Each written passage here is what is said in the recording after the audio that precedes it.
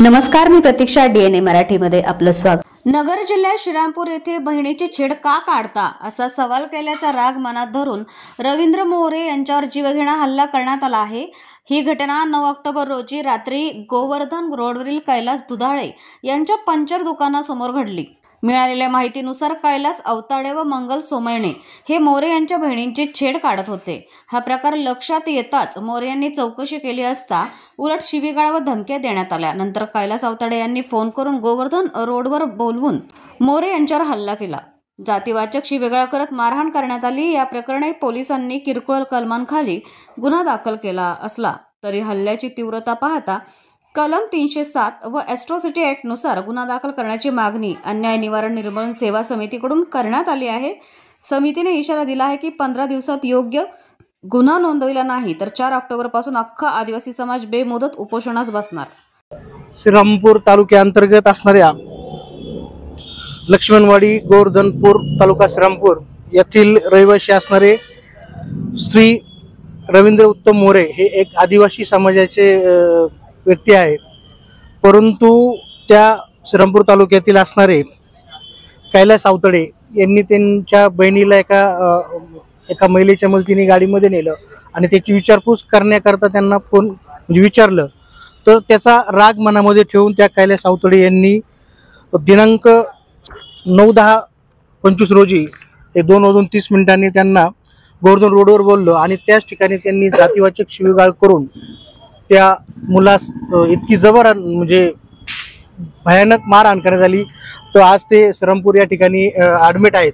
तर त्यांना जवळजवळ 10-12 टाके पडलेले आहेत आणि इतक्या लोखंडी रॉडनी इतकी मारहाण केली तर त्यांच्यावर त्या रक्ताच्या गाठी झालेल्या आहेत. परंतु तेथील त्यांना जे अवताडे आहेत यांना राजकीय वरदहस्त असल्यामुळं जाणीवपूर्वक श्रीरामपूर तालुका पोलीस स्टेशन यांनी एक साधे कलम 307 प्रमाणे गुन्हा दाखल न करता जाणीवपूर्वक कलम 118, 352, 2-3 याप्रमाणे गुन्हा दाखल करण्यात आला आहे. आज भारत स्वतंत्र होऊन इतके दिवस झाले तरी आदिवासी समाजाला आजवर सुद्धा या राजकीय आणि श्रीमंत असणाऱ्या व्यक्तींमुळं जाणीवपूर्वक त्या आदिवाशांना फक्त त्रास सहन करावा लागतोय. एक शोकांतीची बाब या श्रीरामपूर तालुक्यामध्ये घडलेली ही घटना आहे. तर आज मी ॲडिशनल अधीक्षक साहेबांना भेटलो, परंतु आज ते या ठिकाणी भेटलेले नाहीत. आम्ही ॲडिशनल साहेबांशी चर्चा करून त्या संबंधित ॲडिशनल चार्ज हा जो आहे तो हा श्रीरामपूरला असल्यामुळं तर आम्ही अधीक्षक साहेबांना दिनांक जर 4/11/25 रोजीच्या आतमध्ये जर त्या संबंधित अवताडे या व्यक्तींनी ज्या मुलाला मारहाण केली त्या मुलाच्या मारहाणीत वापरलेले त्याचे वाहन किंवा ते जे असणारे ते साहित्य ते जप्त करून त्या आरोपीला जर अटक नाही केली तर अन्याय निवारण सेवा समितीच्या वतीने आदिवासींच्या असंख्य लोकांसह या पोलीस अधीक्षक कार्यालयासमोर दिनांक 4/11/25 रोजी आम्ही उपोषण करणार आहोत. धन्यवाद.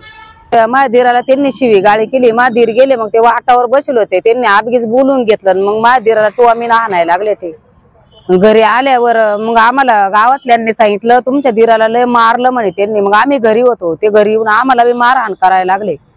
मग आम्ही पोलीस पाटलाला ते सांगितलं, ते म्हणले त्यांच्यात मिटून घेतले. आमच्याच व्हिडिओ कॉल काढायला लागले, त्यांच्या काढी नसती व्हिडिओ कॉल.